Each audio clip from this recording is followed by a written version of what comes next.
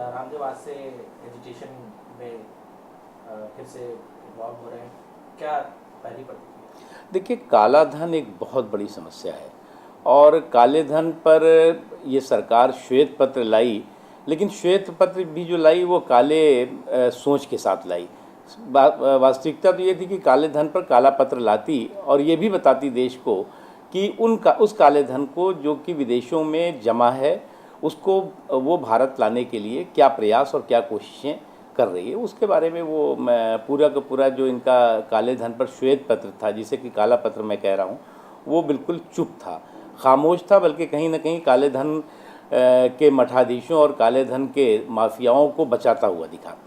इसलिए लोगों में आक्रोश स्वाभाविक है और काले धन को लेकर के, भ्रष्टाचार को लेकर के जो आंदोलन है वो रामदेव जी का, मैं मानता हूँ कि वो उस आंदोलन को करने की ज़रूरत है और भारतीय जनता पार्टी भी लगातार इस बात को उठाती रही है।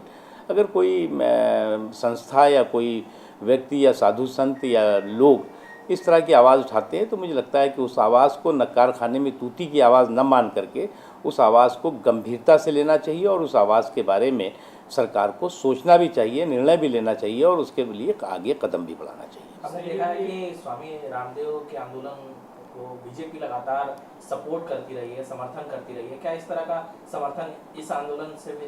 देखिए, हम हर उस आंदोलन, हर उस आवाज़ के साथ हैं जो आवाज़ की देश के हितों के लिए है, भ्रष्टाचार के खात्मे के लिए है, काले धन के भारत में वापसी के लिए है और देश को खुशहाल बनाने के लिए है। वो किसी की भी आवाज़ हो, अन्ना हज़ारे जी की आवाज़ हो, बाबा रामदेव जी की आवाज़ हो, और बाबा रामदेव जी और अन्ना हज़ारे जी अभी इन्होंने आवाज़ ये उठाई है। हम तो पिछले कई वर्षों से इस चीज़ को लेकर के आंदोलन भी करते रहे, संघर्ष भी करते रहे और आवाज़ भी उठाते रहे और संसद से लेकर सड़क तक प्रभावी ढंग से इस पूरे के पूरे मुद्दे को ज़ोरदार तरीके से उठाते रहे। इसलिए कोई और भी आवाज़ उठाता है तो मुझे लगता है कि उस लड़ाई में, उस लड़ाई की जो का हथियार है उसको धार मिलेगी। पवन कुमार बंसल जी का उसको जिस तरीके से जिसका उसका पटाक्षेप हुआ आपने देखा, तो क्या आप रामदेव का जो आंदोलन है उसका क्या देखिए, लोकतंत्र में अहंकार का कोई स्थान नहीं होता। अगर सरकार अहंकार में चूर होकर के किसी आंदोलन को कुचलने की कोशिश करे, अगर सरकार अहंकार में चूर होकर के किसी आंदोलन के खुद ब खुद मर जाने का इंतज़ार करे, तो मुझे लगता है कि ये सरकार का अहंकार भी है और सरकार की नीयत कहीं ना कहीं इस पूरे के पूरे भ्रष्टाचार, घोटालों और काले धन को लेकर के साफ नहीं दिखाई पड़ेगी।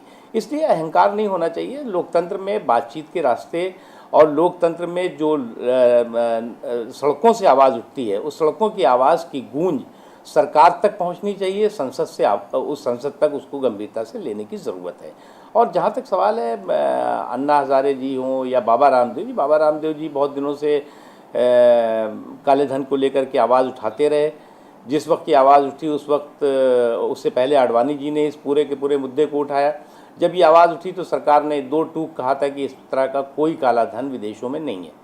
बाद में ये पता लगा कि काला धन विदेशों में है और ख़ुद उन बैंक्स ने, जिन बैंकों में कि काला धन जमा है, उन बैंकों ने ख़ुद इस बात को स्वीकार किया कि हाँ, भारत के लोगों का अरबों खरबों रुपया काला धन जमा है जो कि भारत को लाना चाहिए। लेकिन भारत ने उसको लाने के लिए न तो कोई कूटनीतिक प्रयास किए, न ही कोई, क्योंकि हमारा पैसा है, ये पैसा चोरी से गया हुआ पैसा है और अगर चोरी से गया हुआ पैसा विदेशों में जमा है तो ये भारत की सरकार और भारत की जनता का पैसा है। भारत की जनता को के पैसे को जनता के बीच में वापस लाने का सरकार की जिम्मेदारी भी बनती है और ये अधिकार भी है।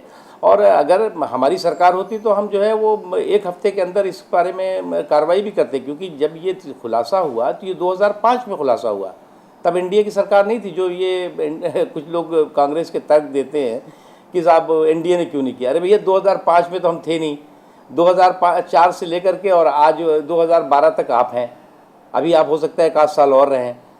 तो अगर इंतज़ार करिए हमारा, फिर हम आएंगे तो हम एक हफ्ते में ला के दिखा देंगे आपको कैसे लाया जाता है। बाबा रामदेव का जो इस वक्त पेंशन चल रहा है उसमें पोस्टर्स लगाए गए हैं जिसमें बहुत महापुरुषों के साथ में उनके सहयोगी बालकृष्ण को भी दिखाया गया है। देखिए, मैं मानता हूं कि ये कहीं ना कहीं आयोजकों की चूक हो सकती है और इस चूक को तत्काल ठीक करने की ज़रूरत है और ऐसी आंदोलन में किसी तरह का महापुरुषों का, क्रांतिकारियों का जिन लोगों ने देश के लिए कुर्बानी दी है, उन शहीदों का अपमान किसी भी रूप में नहीं होना चाहिए। इसका भी ध्यान रखने की ज़रूरत है। अदरवाइज़ इससे आंदोलन का जो फोकस है वो कहीं ना कहीं डाइवर्ट होता है। पवन कुमार बंसल जी का कहना है कि सेलेक्ट कमेटी के पास लोकपाल है, जैसे ही वहाँ से आता है इसे पेश कर दिया जाए। देखिए, लोकपाल के मामले में सरकार की नीयत बहुत साफ नहीं है।